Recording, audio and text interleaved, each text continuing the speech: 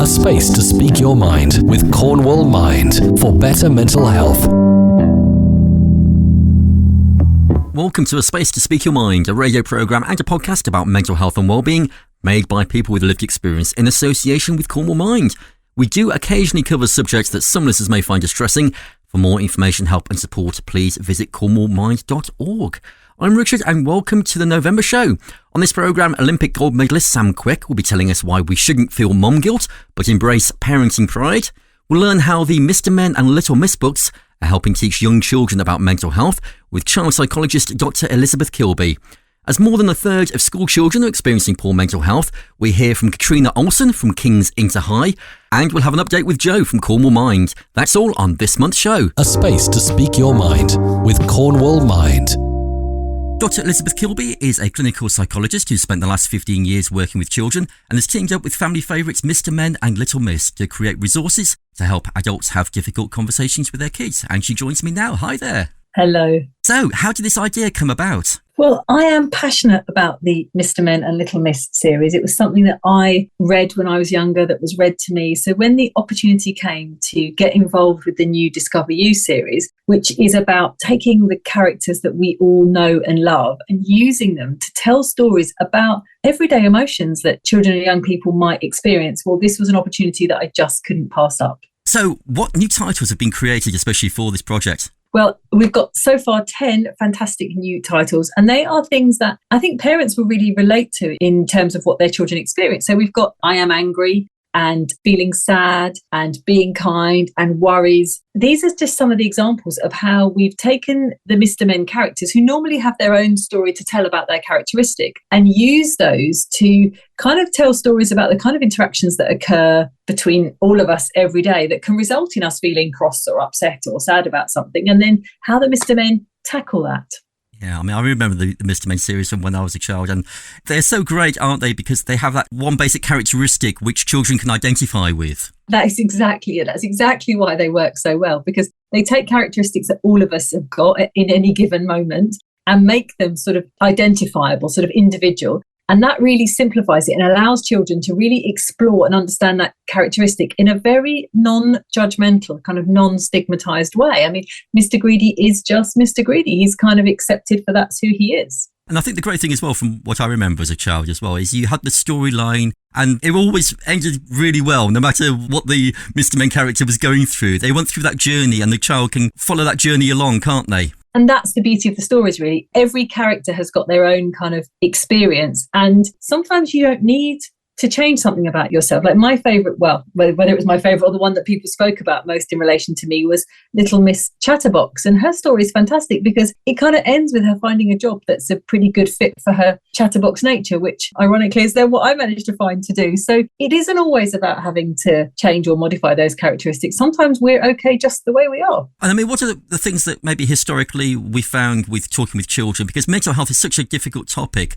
Do you think things have got easier over time, or do you think things are getting more difficult because of what children are faced with these days? I think the difficulty is around how hard it is to know how to talk about these topics. We're not very good at speaking about how we're feeling. You know, if you meet someone, you'll say kind of, how are you? And everyone says, yeah, you know, I'm fine. But actually, are you? And it's really difficult to know how to have that emotional kind of conversation. So what we hope through the books is to be able to give parents the vocabulary at a level that young children can understand, to begin to talk about these things, to know how to label an emotion, to name what you're feeling in any given situation, and to talk a little bit about how that feels in your body, because that's the first steps of building emotional literacy, which is so vital for your mental well-being. Especially having those names, because I think for a child, you know, they may only relate to what they've been taught. So it may be just being happy or sad. And as you say, we have that default of always going to the one thing. But when you delve deeper and can give something a label or can give something a name, it helps. And even though that might not necessarily be the exact emotion that they're feeling, you're getting in the direction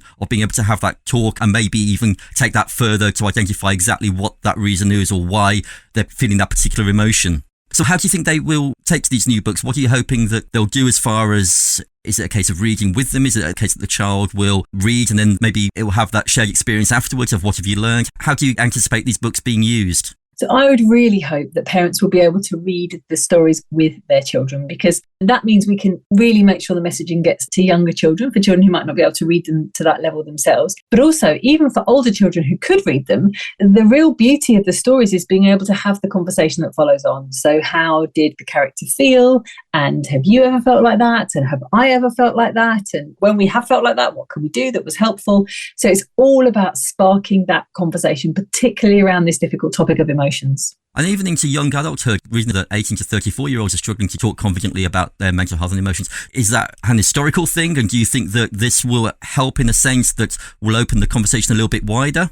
Absolutely. I mean, I think it's a difficult thing for all of us. And I'm always hopeful the next generation, the next kind of age cohort will be able to kind of tackle this difficult topic. But actually, I think it's a bit cultural. We still find it so hard to talk about our emotions and our feelings. Perhaps we think it's kind of linked to a sense of weakness, or perhaps it's too revealing that we're kind of private about these things. But I would hope by bringing this topic to children at such a young age, then we could begin to almost open it up a little bit. And actually for the next generation coming through, that this is something they've been so used to since they were little that actually they don't even question it. And hopefully we can move past this kind of stigma and limitations that we've got now. See, I'm even thinking for adults who don't speak openly, to have the conversation with the children, they can also identify what they're going through. So if parents feeling angry or sad, they can sort of say, well, this is like the character that we've been reading about. This is what mummy and daddy are going through at the moment. It kind of opens that conversation to a wider aspect of the family life, maybe. Absolutely. And that's exactly it, isn't it? Because emotions are something that we feel all the time, and they're always there. It's very ordinary. It's very normal. And what I want for children is to be able to talk about them like they talked about what they did at school, or, what they might have for dinner, because that takes some of the sort of quietness, the secrecy about it, adds to the sort of sense that you're quite alone and you've got to deal with those feelings by yourself. And the idea that you have got some words to be able to talk about this. It's really powerful hearing a small child go, I am really angry about this. And you're like, yeah, you are. I can see that. Absolutely. What might you do? As opposed to kind of instead being consumed as feeling very angry and maybe acting out on that instead. So, bringing this language for me is the vehicle for allowing something different to happen. And I guess really when you've identified that, you can have the conversations about how do you deal with that. And obviously that builds the emotional intelligence then for the child to be able to deal with those situations in the future. That's exactly it. So what are your top tips then to get kids talking and managing their mental health? Well, just talking about the emotions. It's all the stuff we've been talking about here, noticing it, labeling it, helping other people identify it, talking about your own emotions, because, there's nothing more powerful for children than seeing adults modelling the kind of behaviour that we want for them. So all of that good stuff that we know already. But then other really great advice around being active, being physical. We know that's so good for our mental well-being. Finding a bit of peace of mind, of quiet of mind through things like mindfulness. And last of all, my absolute favourite, sleep. Sleep is so, so important for our mental well-being. So really trying to preserve good quality sleep. And where can we find out more about these new Mr.Men and Little Miss titles? Well, I just want to direct parents to go and have a look at the new Discover You series. All of the information, the new titles, and some fantastic storytelling videos are available on the Mr.Men.com website. That's Dr. Elizabeth Kilbey, who's a clinical psychologist. Thank you so much for being here on the show today. Thanks now. Thank you. Bye-bye. A space to speak your mind with Cornwall Mind. 93% of parents experience guilt about not spending enough time with their children, with half of parents feeling under pressure when reading parent guilt headlines. And the top proud moment from those asked is the moment seeing their child do well at school. Olympic gold medalist Sam Quek is championing parent pride, and she's here to tell me why. So good to have you on the show, Sam. Thank you, Richard. I'm very happy to be here. So the pressure we have as parents plays hugely on our health and well-being. So what made you want to take action? To be honest, well, I am a mum. I have a 1.5-year-old son called Zach and a 2.5-year-old daughter called Molly. So I am well in the thick of the whole parenting and experiencing new things, experiencing mum guilt. And when Halibut Orange came out with the research that 95% of UK mums admit to feeling mum guilt daily, it actually made me a little bit shocked, to the point that actually that many mums are feeling guilt on a regular basis, and it's a very negative feeling. And I am one of them, but also felt a little bit of comfort that actually it's not just me, this is happening across the board. And it almost made me realise, why are we thinking so negatively of ourselves? We are constantly thinking, I didn't do this, I didn't do a home cooked meal, I didn't get them out of the house on time. I was 10 minutes late for dance class, whatever it was that you didn't do or you wish you could have done better. And we never talk about what we did well or what we managed to achieve that day, regardless of how big or small it is. So yeah, you got the kids out the house. It doesn't matter if it was 10 minutes late. You got them out the house and to a dance class. And that is a little win. And this is what we're going to call parent pride. It's ending the mum guilt and focusing on the parent pride, because it's so important to focus on the positives. Yeah, absolutely. And you've written an open letter. Tell me about that. Yeah, definitely. It's calling an end to mum guilt, to be honest, and also encouraging people to join the movement, to join the pledge, using the hashtag end mum guilt or hashtag parent pride to make people realise also you're not in it alone, and that the little wins are so important to keep you as an individual, as a parent, as a mum, almost not motivated, because we have the motivation, but the realization of you are doing your best. That's all you can do. You are juggling so many balls in life, work, parents, washing, pets, your parents, appointments, school, nursery. You are juggling all these different things. And actually, if you drop a ball, that's not an issue. It's not a problem, because look, the plates are all spinning absolutely fine. So it's just starting the movement of parent pride, and you are doing a brilliant job at what you do. And you know what? It is hard, and it's okay to say it's hard. So how do we go about celebrating these positive achievements that you've talked about? Those little wins. So how do we make the most of them? Definitely. It's just the acknowledgement, really, and making your mindset change. But that's so much easier said than done. From my experience, I know that I'm a working mum, and there's extrinsic ways where you feel guilt. So from me, in my own mind, I'm thinking, okay, well, I've been to work. I'm going away for maybe 24 hours, 48 hours. I've only seen the kids 3 days out of the week instead of how many days. And I'm constantly having these mind games. So I think, okay, to make up for it, I'm going to go to the shops. I'm going to fill the fridge full of food. I'm going to do all the washing. I'm going to get dried. I'm going to get it folded. I'm going to get the clothes out. And my husband's like, Sam, what are you doing? You just need to chill. I can do that type of stuff and relax. Stop feeling so guilty for being a working mum. And it's only when I step back and realise that, I realise you are right. Just be you. What you're doing for the kids is so much more than what you're not. I'm being a role model. I'm going out there and I'm earning an income to give them the best possible start that they can have. But it's also part of ours is the pledge of using the hashtag parent pride, so that when you go on social media, you can see the unfiltered parts of being a parent, the small little wins, because it's so easy to be swept up in this day and age of the perfect family picture, the perfect family outing, sandwiches which are cut as dinosaurs, and I ain't got time to cut my sandwiches like dinosaurs. So it's making people realize you are just as good of a mum as the mum who's made dinosaur sandwiches to what you are if you've just cut a square sandwich. And that's what it's about. It's about the small wins. Yeah. And you're mentioning there about food. Obviously, having a healthy, balanced diet is so important for ourselves as well as our kids. And just having the time, and, you know, there are those tendencies sometimes we do the non-healthy option, but having that balanced diet is so important. A healthy body leads to a healthy mind. So how tough is that as a mom? Are there kind of tips that you can give as to how we can achieve that? Yeah, definitely. And again, it's the recognition that it is tough. It's the time, it's the money, it's the ideas. And then even if you've made the perfect, healthy, home-cooked meal, it's then the battle of getting your child to eat it. So there's so many hurdles and so many things which prevent you from actually just making a meal and your kids will eat it and they've got a healthy diet. But it's the realization that you're trying your best. As long as you're trying to achieve that, that's okay. And there is going to be a day where, you know, your kid is only going to eat beige food. I mean, I went out the other day. I left the house at 8:30. We had breakfast and then we went out to have lunch out and tea out. And I got home that night and the kids were at bath. They were in bed. And I said to my husband, I was like, oh, the kids have had no really fresh food today. And he was like, yeah, and then I just started feeling bad because I know how important diet is. And he said, yeah, but Sam, the whole week they've had good, very well balanced diet and it's okay. And he's right, because it's sometimes not achievable. But then also there's things which I do which help me. There are little sometimes shortcuts which are just as good. So halibut orange, I've got little vitamin drops for my children which I stir into a yogurt, which makes me think, okay, they've had that extra little boost through a yogurt, through the vitamins there. Because also, being a parent, there's so many things that you learn on a daily basis. So the 2-year checkup, I didn't realise my kids needed extra vitamins from an external source. So all these things are constantly coming in. And then I thought, well, Molly's 2.5. Now she's gone 6 months without these extra vitamins that she needs. So it's a constant battle. But all you can do is try your best. And everybody's different. Every scenario is different. So what more can we do for our children to make sure they've got a balanced diet? I think it's just giving them choice and varying the different experiences. For me, again, I'm blessed with 2 sleepers and 2 eaters, but that still doesn't take away the stress at dinner time.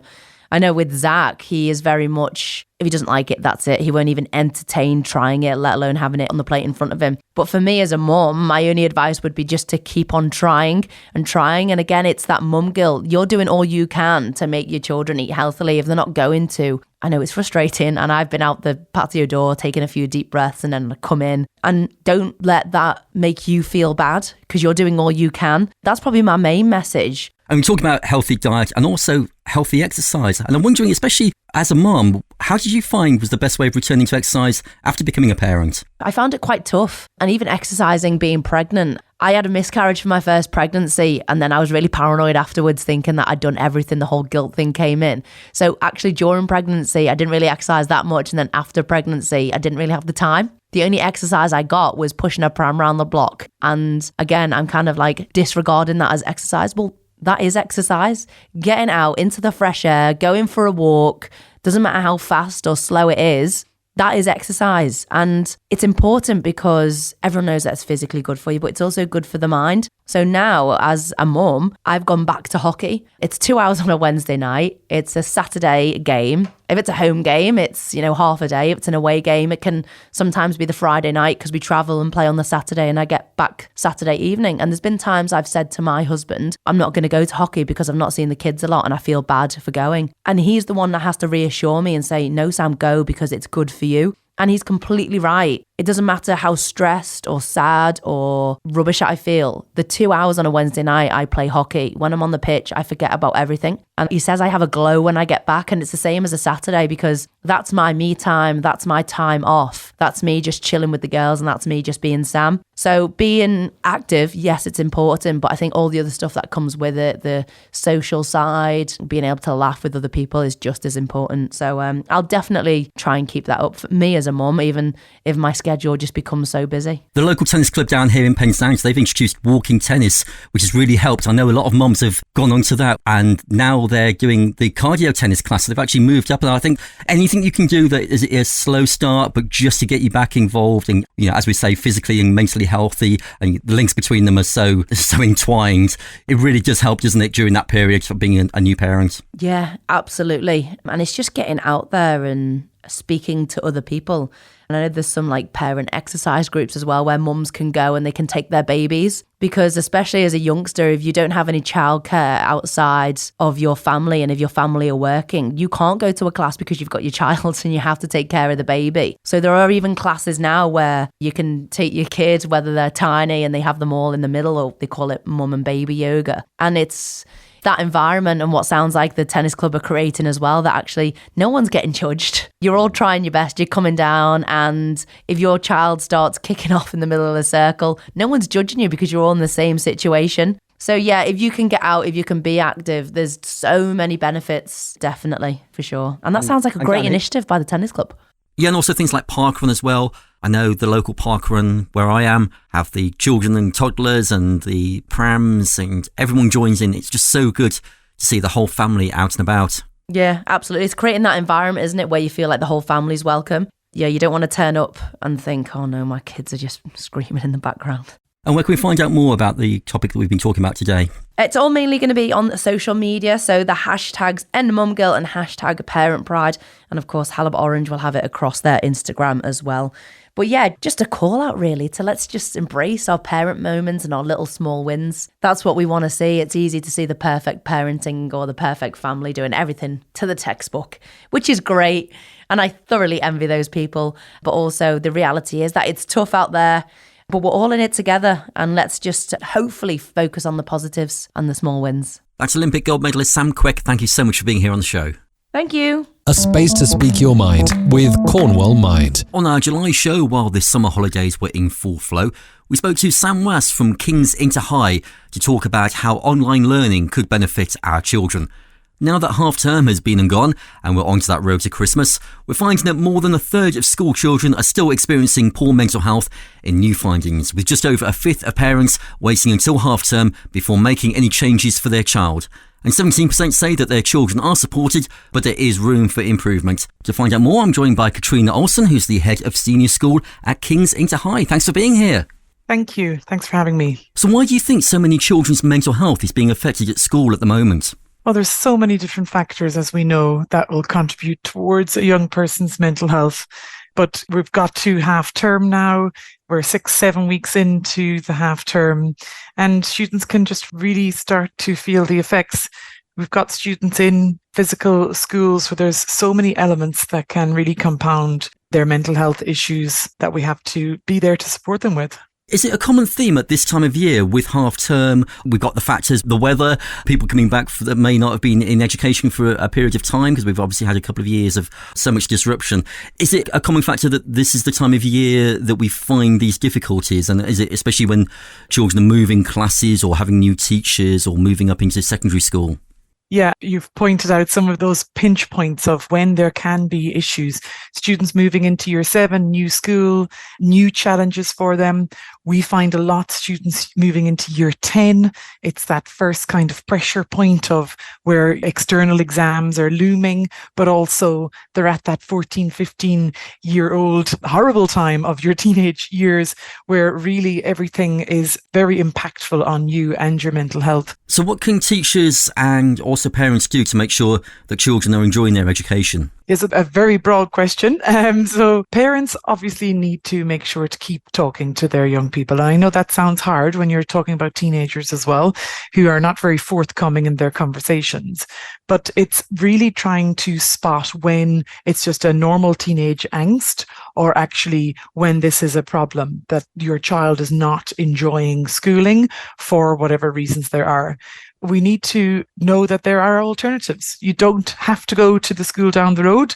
You can go to an online school. You can go to alternative education, but that would be up to the parent to decide whether it's the environment that is affecting their child rather than any other issues as well. And in the same breath, the school also needs to support the child by having lots of support in place so that they can seek help when they need it. I suppose the worry is that we're hoping that over time things might get better, and that maybe a disruption or a change might make things worse. So at what point is it that we think actually this is the time that we're making the change? And is it as we are approaching this time of year, or should we be thinking, well, we'll just step back a little bit and just see how things go over the next few weeks up until Christmas? I think that's really up to the family. You'll know how long already your child may have been struggling in their current environment or with their mental health. A teenager especially, I always think about teenagers, but their moods can be in peaks and troughs. They can be really enjoying school one week and not the other. And that's okay. But it's if your child is persistently low mood and not enjoying the school environment that I would say you need to start looking at what you can do about it. If you just leave it and hope that they come out the other side without any support, I wouldn't say it's going to be a very successful strategy. Either get support in place to help them to deal with the environment or look at alternatives. We had so many parents that come to us and say, I wish we found you sooner because you've really changed our child's life. And I just think of that. It's difficult as a parent to think, okay, is this just a phase or is this something that I need to support my child with? But reach out for support, reach out for professional support if you need it as well. And what do you think is the initial best response? Is it speaking to the individual teacher? Is it going to the head of the school? Or is it talking to other parents that the child might be in class with and seeing if it's a common problem? Yeah, it all depends on the context really, but I would always be first port of call would be to speak to the school. Every child has a tutor or form tutor or whatever pastoral system they have in place in the school or head of year. Definitely always speak to them. Schools always have guidance for you and steps that you can go through to try and support your child. But that would be the first port of call, I would say. And are schools actually improving? I know we're talking about alternatives that might be in place, but do you think that there is now things around mental health that will help children, and maybe it's less of a stigma to be able to say my child is struggling? Because I guess in previous times we might have thought that that would be detrimental, but now actually talking about mental health and saying, this is something that's affecting my child. Do you find that they are more supportive when you raise that issue? Definitely. You know, I started teaching nearly 20 years ago now, and at that time, there was never a mention of students' mental health. You know, it wasn't a part of our pastoral offer to students. But as we've grown and developed as a society, and as you say, the stigma is taken away from talking about your mental health, then schools are offering more support to students. And it's not just kind of one size fits all for students either. You know, students have a variety of different unique issues that they want support with. So you can no longer go down the route of just one school counsellor who's a specialist in one area. We need to look at a breadth of support for students in school so that we can support all of their unique situations. And you have mentioned there already that there are different ways that children can be educated now. So just run us through some of the alternatives that there are to the regular school system. Yeah, so we at King's Inter High, we offer a fully online alternative to going to a physical school. So we try to emulate the physical school environment as much as possible. The student will have a timetable to follow with live teacher, just like me, sitting behind the camera, engaging them in their learning. We have assemblies and form tutors, and we have clubs in the afternoon. And we even do physical meetups as well for subjects and for social meetups as well. So we find the biggest benefit for students, especially those struggling with their mental health, is that an online environment doesn't have those distractions of the physical school. You don't have that peer pressure that often comes alongside it as well. So where can we find out more information about online learning for our children? Yeah, you can go to our website, kingsinterhigh.co.uk. We have lots of information on there, including student stories and blogs and information about how it all works. Thanks so much. That's Catriona Olsen, who's the head of senior school at King's Inter High. Thank you for being here. Thanks, Richard. It's a space to speak your mind, and now time for Joe from Cornwall Mind to give us an update on what's happening this month. A space to speak your mind with Cornwall Mind. We've now launched our peer recovery groups, which are brand new. They happen once a month, and they're in Looe, Liskeard, St Austell and Newquay. We've also got one that's launched in Bude, and that's weekly. They're for anyone over 18 that wants to improve their well-being. It's just a safe place for people to get together and share and understand and benefit from peer support. And it's an ongoing group, so it's not a time-limited group, which is great. There's plenty of time to chat. They're really relaxed, get to take part in well-being activities. And it's just to encourage you to think more positively about the future. And it can really help to know that you're not alone in how you're feeling. The groups also help people build resilience and improve your quality of life. This can really help us to stay well and feel good about ourselves. So if you visit our website, Cornwall Mind, you can refer yourself to those groups. We've got a very simple online referral form. And as I say, they're open to anybody and there aren't any waiting lists, so we can get you involved really quick. And it'd just be great to see you. Just want to say a huge thank you to all our fundraisers. We're just so grateful for all the support that we get. A lot of people think that they're raising money for us by choosing to fundraise for Mind. And that's great because it's really important. Mind do such brilliant work and support us as a local Mind. And although we're affiliated to Mind, we are an independently registered and funded charity. So if you choose to support Cornwall Mind, every penny that we receive stays in Cornwall and gets spent directly on helping people that are struggling with mental health problems in our local communities. But obviously, whoever you support, you're showing you care about mental health, and that just means the world to us. It was World Mental Health Day on the 10th of October, and just wanted to say a thank you to Falmouth Princess Pavilions for having us. So we had a table with lots of information on the day, and it was fantastic just to meet the community. It was a day to raise awareness for mental health problems. More of us are aware of mental health now, and that's brilliant, but so many of us still aren't getting the right support. So it's just time to really act on that and just to reach out to people and encourage people to come forward for support when they need it. So it was a great day. There was a brilliant vintage market and there was a singer. We just saw loads of people. It was really good fun and just really good to raise that awareness about mental health. And don't forget, you can follow us on social media. We're on Instagram, Facebook and LinkedIn at Cornwall Mind. And we've always got all the latest news there, so you can keep up to date with what's happening. And visit our website, cornwallmind.org. We've got a news page, we've got a referral form, we've got all our services. So hopefully you'll find everything you need. And if not, there are contact details and you can get in touch with us via email or telephone. A space to speak your mind with Cornwall Mind. If you missed anything on today's show, you can download the podcast right now. We're on Apple, Spotify and Amazon Podcasts. And for support and more information for better mental health, visit cornwallmind.org or call the Mind Helpline during office hours on 0300 123 3393. There's also a 24/7 NHS local urgent mental health response phone line, which is free to access by anyone, any age, on 0800 038 5300. And don't forget, you can call the Samaritans anytime for free on 116123. And you can find all those details as well on the Cornwall Mind website. If you'd like to be part of next month's show, get in contact with us. You can email us spacetospeakyourmind@gmail.com and also follow us on Twitter @spacetospeak or like us on our Facebook page. That's all for this month's show. I'm Richard. Thanks for listening, and we look forward to you joining us next time here on A Space to Speak Your Mind. A Space to Speak Your Mind with Cornwall Mind for better mental health.